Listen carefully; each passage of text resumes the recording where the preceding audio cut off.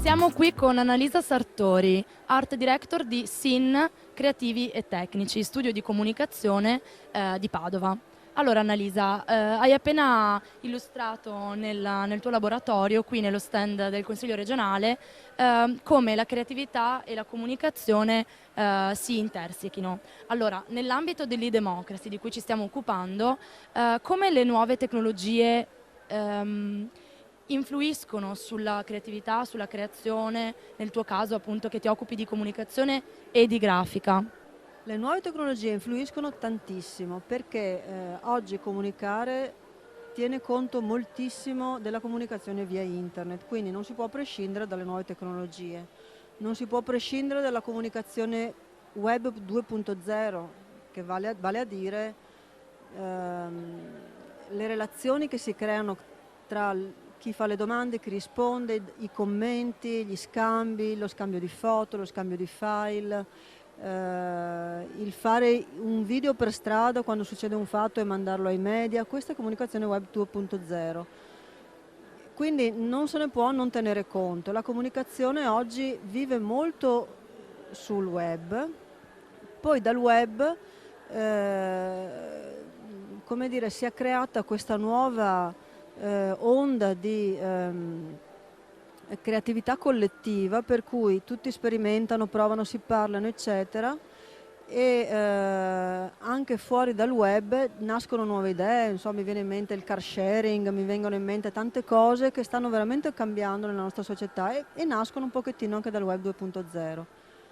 Per tornare alla tua domanda, chiaramente il creativo oggi nel pensare a una campagna deve considerare, ha un'idea, una bella idea, fatta bene, eccetera, eccetera, ma questa idea deve sempre portare a una partecipazione via internet e a una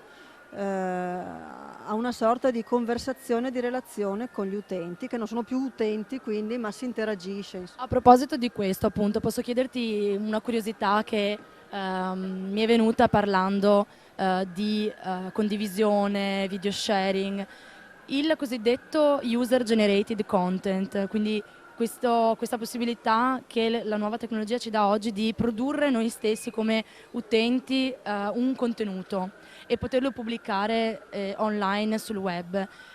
In che modo influisce poi nella creazione, nella comunicazione? Cioè chi fa il tuo mestiere deve tener conto anche della partecipazione di un utente, di un blogger, di un'opinione, di qualcuno che può accedere al web e dire la sua. Sì, l'user generated content è ovviamente sempre auspicato, perché vuol dire che c'è una grande partecipazione da parte di chi ha recepito il messaggio e rispondendo inserisce dei contenuti nei siti che poi circolano in internet, perché tutto viene condiviso, che vuol dire che se ne parla, no? Cioè, parlando in parole povere e con le vecchie nostre definizioni, se ne parla. Se ne parla e tra l'altro ha un nome questa attività, si chiamano Internet PR, e ci sono tra l'altro dei guru di queste cose, insomma ci sono tante tecniche e anche tanti modi per gli utenti di generare contenuti. Posso chiederti sull'e-democracy cosa pensi, la tua personale opinione? Internet, tecnologia e democrazia è effettivamente sinonimo di libertà, di maggiore libertà oppure no? Beh, sicuramente lo è. Poi chiaramente, come dire, gli strumenti dipende sempre come vengono usati, no?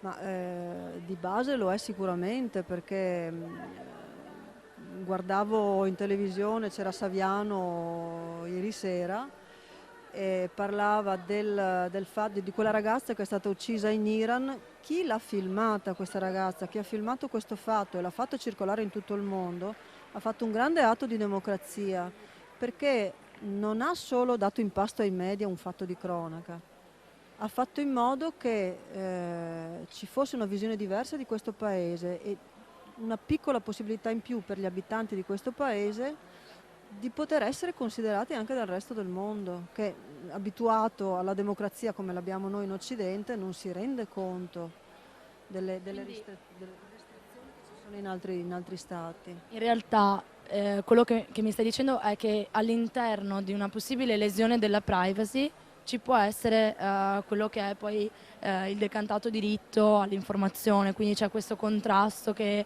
anche a livello legislativo attualmente insomma, rappresenta un tema piuttosto caldo. Cosa pensi tu? Che sia più importante informare o più importante garantire la privacy? Allora, ci inseriamo in un campo che non è il mio, però secondo me quel fatto di cui parlavo è sicuramente l'intervento di chi ha fatto il filmato, è un atto di denuncia, lo vedo meno. Sì, direi che è più forte la voglia di denuncia che l'idea che ha leso la privacy della persona che, poverina, ecco. Va bene. Se hai altro da aggiungere?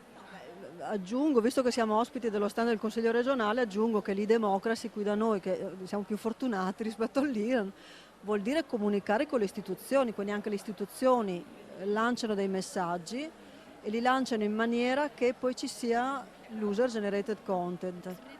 Anche il Consiglio regionale ha tanti siti, ha tanti modi per poter interagire, lancia tante informazioni.